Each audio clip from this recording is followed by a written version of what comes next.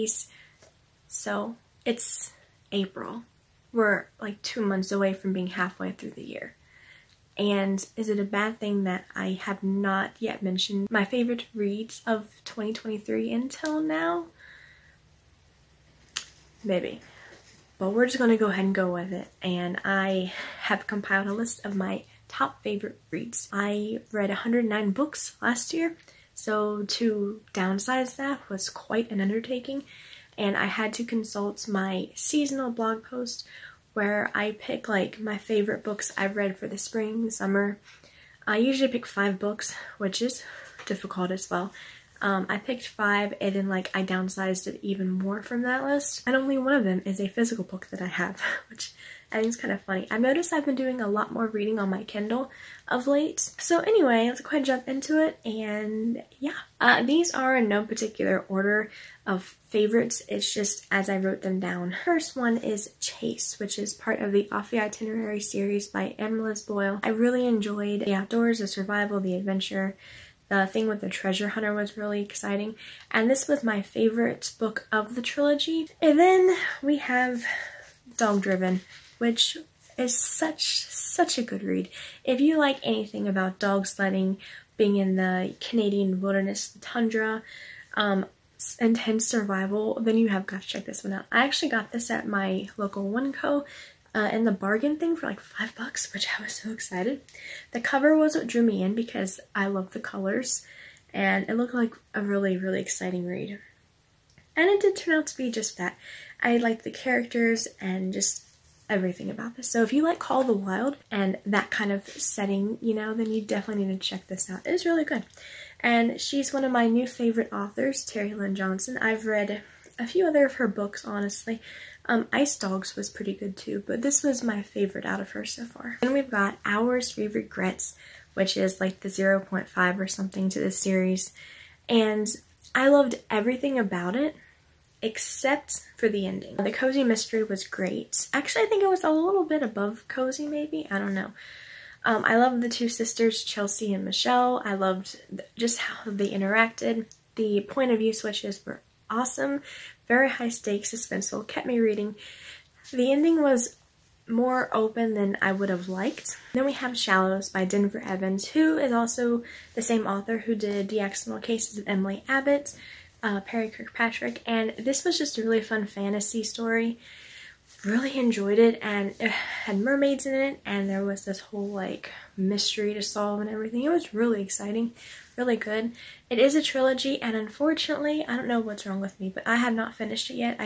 I read this one and the second one, which is Phantoms, which was also good, but I liked The Shallows the best. And I was working on the last one, which I believe is Legends, and I got like 40% of the way through, and I just put it aside, never came back. So I need to reread it. I definitely recommend this if you like seaside adventures, unlikely heroes, unsolved murders. Then we've got this whopper of a short book, but it was really intense. It is so sad. It is really amazing Christian fiction, and I'm excited for the rest of the series. It takes place kind of like around the Vietnam War, and there's a lot of racism and stuff, and it was really intense, sad, and it just kind of, it breaks your heart, honestly, because wow, but it is just so good, and I'm excited for the rest of the series. It's going to be amazing.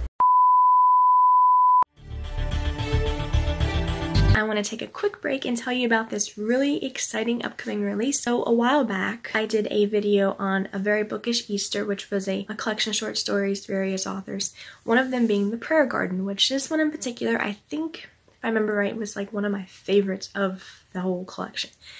And the author has decided to publish it as a standalone, which I'm really excited for. And even if you've already read this book in the collection, the author has said that there's going to be some minor changes made, nothing big to like change the entire storyline, but some minor changes, a slightly expanded ending, and I want to say hints for a sequel. So here is the gorgeous cover. It's so springy. I have the pre-order link in the description below. Right now, pre-orders are 99 cents. The price will go up to $2.99 on release day, which is April 21st. There's also the link to add it to Goodreads, and when I read it in the collection, some of my favorite aspects were the Secret Garden references, and I love the references to the classic, and it made me want to reread that book, which was so much fun. The Christian content was amazing, and it was just so inspiring, very sweet story, and the descriptions were beautiful. So I recommend this book and checking it out. So I finished reading the Refuge series. Last one in the trilogy, Place of Refuge, was phenomenal. It was a wonderful conclusion to the entire thing, very suspenseful. If you like Christian fiction, then you definitely have to check out this series. And this is another series that I started and I really need to finish. Kate's Innocence and the Kate's Case Files by Sarah Holman was so good. I loved the plot and the banter, the characters. It was just really, really good. And I'm a sucker for FBI stories, so I was already sold on this. And it was just amazing and really, really enjoyed it. So I need to continue the series really bad. This one I think is the most memorable, is Ichabod Fly and the Great Newspaper Roundup. Such a fun time. It's kind of nonsensical in a way. It's really just random, honestly. At the time that I read it, I really needed it because I want to say I was in like a really bad reading slump or something, and this really like was a pick-me-up. And then moving on to an amazing pirate adventure, a clean Christian pirate adventure, is Cabin Girl by E.G. Bella. I actually did an ARC for this, loved it, and it was definitely, I had built up a lot of hype, honestly, which you should kind of not do, but I did, and it totally paid off. It was just really enjoyable, and I loved everything about this. I'm stoked for the sequel. And then my last top favorite of 2023, A Curse of Golden Beauty by Mary Meckham. She is one of my new favorite authors, and I've really gotten into the fantasy genre, reading a lot of her books, and this was my favorite one that she's done. This one's actually free if you sign up for her newsletter. Beautiful story, and the romance was so wholesome and sweet. It's a Rumpelstiltskin and Miller's Daughter, I think, retelling. I don't know, it's just really good. You need to check it out. Those are my favorite books of 2023. It was a really good reading year. I enjoyed it. I found a lot of new favorite authors. I don't think I had any rereads, I don't think. I read a lot of new stuff, which is good. There was a time in my life when I never read anything new. I always read the same things. It was like middle school through high school, and even a little bit out of high school, honestly. I would just read like only certain books and reread them all the time. Thankfully, I'm out of that stage, and I'm more open to trying out new authors and somewhat new genres. Nothing like, if I know I don't like a genre, I'm not going to touch it. But I think I'm more open to it, and yeah, so that's good. I mean, and it doesn't hurt to try new things, honestly. So I hope you guys have enjoyed this. What were your favorite reads of last year? And have you read any that I've mentioned? And if so, what were your thoughts? Or are you planning to read any of them? So that's going to do it. Thank you so much for watching, and I will see you all next week, actually. I have a very fun video. It was supposed to go up today instead, but I didn't get it done. So, or else this would have been even a later video. So until next time, happy reading!